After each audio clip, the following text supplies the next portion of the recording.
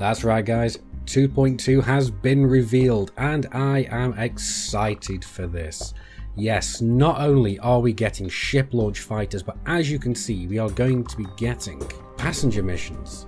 Not just the bulk passenger missions that we're getting here, which is like the standard passengers, just take them from A to B. We are also going to be getting VIP passenger missions, and they were described as being somewhat Diva-esque, because as you can see here, they actually refuse to go in anything less than first class, and they also take up the entire suite with their entourage. And what better way of ferrying these overprivileged celebrities around than in the Beluga liner. Yes, that's right, it has been confirmed to be coming in 2.2. Now, it's not the only new ship that's going to be in the game in 2.2. We are also getting the Independent Fighter, which is a new it's a new CQC kind of size craft. It's a new fighter craft along the same size as the Imperial Fighter and the Condor. But let's just marvel and in magnificence at this huge luxury ship. I mean, just look at that thing. It is huge. It is even larger, I suspect, than the cutter. So I suspect this is going to be the new largest ship in the game. And I find it rather interesting with all the fins on there as well. It does look as though it's designed for atmospheric flight as well, which I'm really looking forward to in the future of the game. Now, when you are flying around taking your celebrities and VIPs around, they're going to be requesting certain things of you, like going to visit war zones and conflict zones and so on. Another one was that they were requesting booze. So there is going to be a number of things to differentiate these from just the standard cargo running missions, although I do wonder as to exactly how much. But as you can see, these are not the only changes that are going to be brought in 2.2. As you can see here, we can have some more variation in the types of station interiors that we're going to have. The one that you can see here is actually a tourism station, and I really do like the way they have gotten this with all the kind of the tourist spots inside and what looks like water, although technically I don't think that is.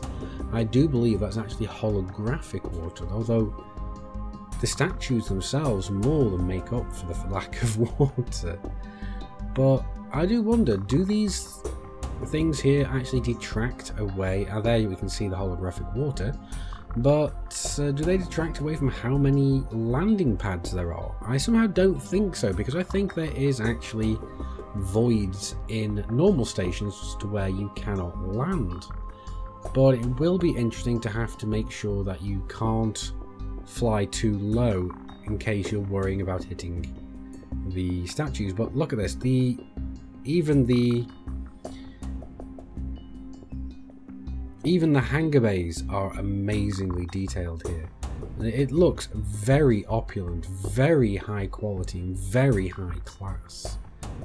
Now, I'm really looking forward to finding one of these stations, and I do suspect that they're going to be dotted around a little bit more frequently now than the current amount of these tourism systems. But onto another completely polar opposite in the variety of the new stations that they're going to have. This is a refinery station, so this is where they're going to be making machinery, smelting ores, turning them into metals. And I really like this. It really makes me think of the end of the Terminator 2 movie even, and it just looks so much more rough and ready. the hangar just looks so much different in comparison to the bright, shiny, sleek interiors of the tourism stations. Now, I've got to say, I really do like this station. And just the fact that it seems to have things haphazardly strewn around on the landing pads. It's so much less order here, so much less pristine. But it does look very nice nonetheless. And I'm really looking forward to finding out what other types of stations they're going to be bringing in. But these again are not the only changes. As you can see, we're getting a nice little quality of life change into the game. You don't see it yet? You will. As you can see, there is now a way of filtering.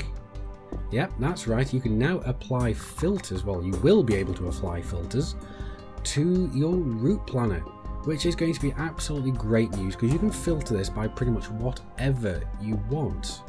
Anything that you have selected on your galaxy map, whether that be star classes, system types, government types, even security levels, everything you can go and filter out, and you can travel to just those systems. Imagine being out exploring and just filtering out to neutron stars, black holes. It's going to make the entire amount of exploring just to try and get your elite standing that much easier, and making it exploration so much easier that you're not going to be running out of fuel. This is just really amazing, a great change to the game, and I'm really looking forward to this, and I really cannot wait for when this is going to happen.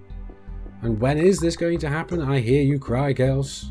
Well, apparently it is going to be happening around about mid-October. So, a couple of months from now. Which, to me, makes my ideas that Frontier was still wanting to get a December launch for 3.0, and it completely shatters those delusions that I was having. So, it does seem that the Horizon season is going to be a lot longer than we were first anticipating, and that most likely we are not going to be seeing 3.0 until at least the middle of next year. But with all these extra bits that they're bringing into the game, and this is just going to be a huge update, I am really not complaining about this. But anyway guys, this is pretty much it for the news that we've had so far. There were a few extra little bits and bobs, like they were adding new geography down onto the planetary surfaces, but I don't have pictures for that or anything, so I can't really show you this. So we're gonna have to leave it at this. We do have 3 more days of news coming from Gamescom 2016, so look forward to that. I'm going to be making videos as soon as I can. But anyway, I do hope you've enjoyed this video. Like it if you liked it, dislike it if you didn't. None of those good enough for you, that's what the comments are for. And don't forget that sexy subscribe button to get more news from whenever it's going to be coming out. But anyway, I've been Commander Chaos Wolf, you guys have been epic. I will see you soon. And until then, Commanders, keep flying and stay shiny.